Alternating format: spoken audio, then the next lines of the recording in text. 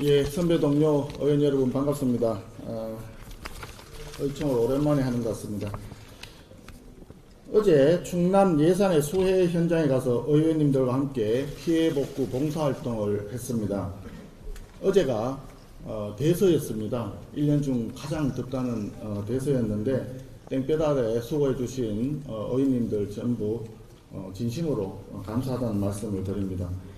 앞으로도 우리 국회의원들이 수해 지역을 꼼꼼히 다니면서 당 차원에서 이재민들의 일상 복귀를 위해서 최선을 다하도록 하겠습니다.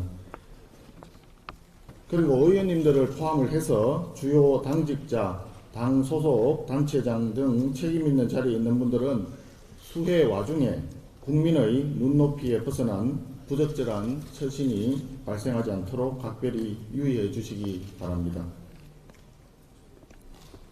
지난 토요일 날 예산에 가서 당 지도부가 수해 복구 활동을 벌였고 일요일 날은 경남 산청을 현장 방문을 했고 월요일 날에는 경기도 가평에 현장 방문을 다녀왔습니다. 특별 재난지역 지정이 시급하다는 지역 민심을 반영을 했는데 정부가 어제 6곳의 지자체를 특별 재난지역으로 우선 지정을 했습니다. 정부에 추가적으로 요청을 드립니다. 피해 지역이 여기 말고도 더 있는데 이것도 특별재난지역 지정을 조속히 추진할 수 있도록 해주시기를 촉구합니다.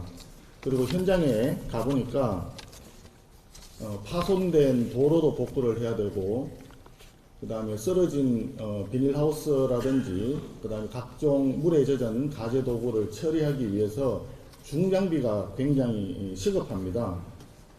심지어는 생계에 필수적인 물도 부족하다고 하고 있습니다. 정부에서는 이런 부분에 대해서 재난 예비비 선집행을 포함한 적극적인 재정 지원 방안을 추진해 줄 것을 촉구합니다.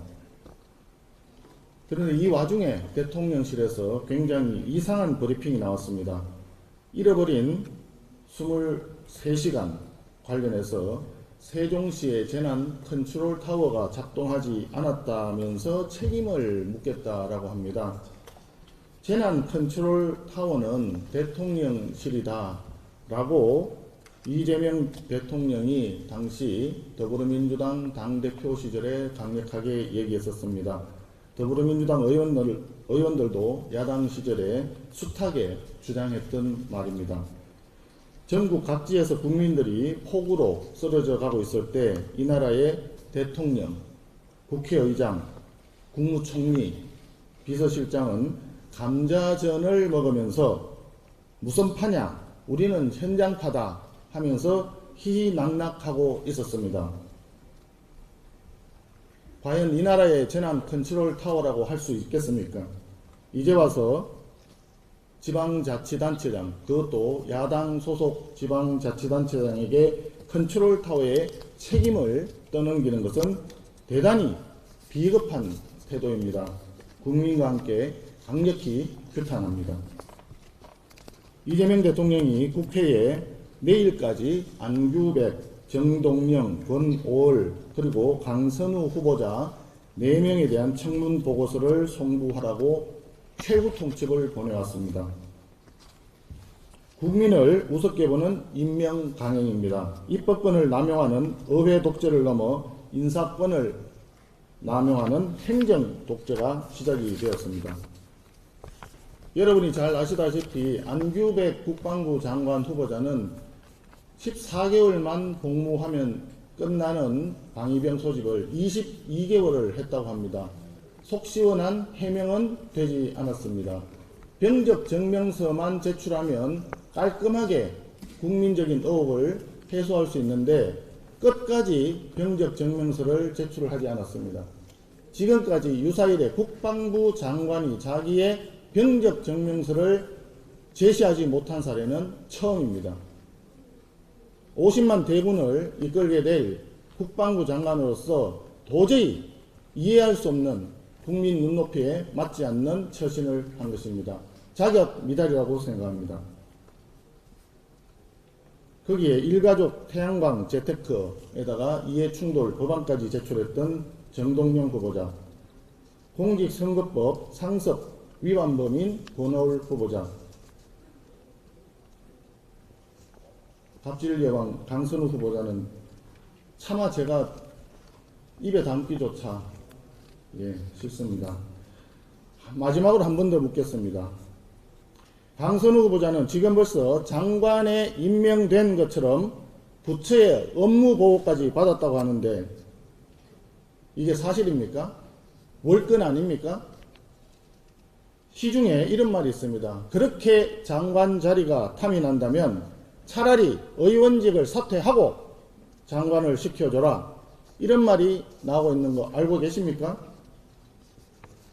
보좌진은 가족과 같은 동지적 관계에 있기 때문에 사적으로 그런 일을 시킬 수 있다라고 하는 더불어민주당의 해명, 국민들이 이해하시겠습니까? 여가부에 경고합니다. 장관 후보자에 대한 불법적인 업무보고 즉각 중단하십시오. 그리고 강선우 후보자는 인사청문회를 하루 더 실시할 것을 더불어민주당에 공식 제안합니다. 장관만이 아니라 이재명 정권의 인사 전반을 보면 인사검증 시스템 자체가 존재하지 않습니다. 강준욱 국민통합비서관은 최근 저서와 SNS를 한 번만 살펴봤더라도 임명할 일이 없었을 것입니다.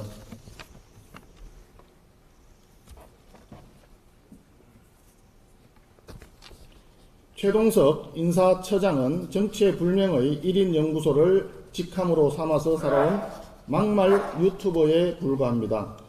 박원순 서울시장 성추행 사건을 기획된 사건이라고 주장하고 이재명 대통령을 하늘이 낸 사람이라며 아부를 늘어놓는 막말 인사에게 인사혁신을 시킨다는 게 말이 되겠습니까?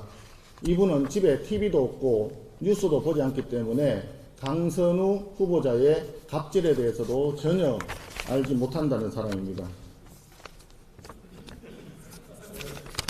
맞습니까? 안규백 국방부 장관 후보자 병적 증명서라고 제가 말씀드렸는데 자세한 병적 자료를 제가 말씀드린 것입니다. 아주 간단하게 나와 있는 병적 증명서는 나왔지만 제대로 된 소상하게 내용을 밝힐 수 있는 병적 자료와 전혀 제출되지 않았습니다. 이재명 정부의 인사검증 시스템 왜 이렇게 무너졌겠습니까? 검증의 책임이 있는 민정비서관, 공직기강비서관, 법무비서관에 대통령의 범죄에 대한 변호인단을 집어넣고 인사비서관에는 성남, 경기라인 측근을 꽂아넣은 결과 아니겠습니까? 이재명 대통령에게 진심으로 조언합니다. 물소대 작전 운운하지 말고 국민의 눈높이에 맞는 사람을 등용하는 인사 시스템을 바로 세우기 바랍니다. 그렇지 않으면 국민의 분노가 이재명 정권을 향해서 물소대처럼 달려드는 것은 시간 문제가 될 것입니다. 감사합니다.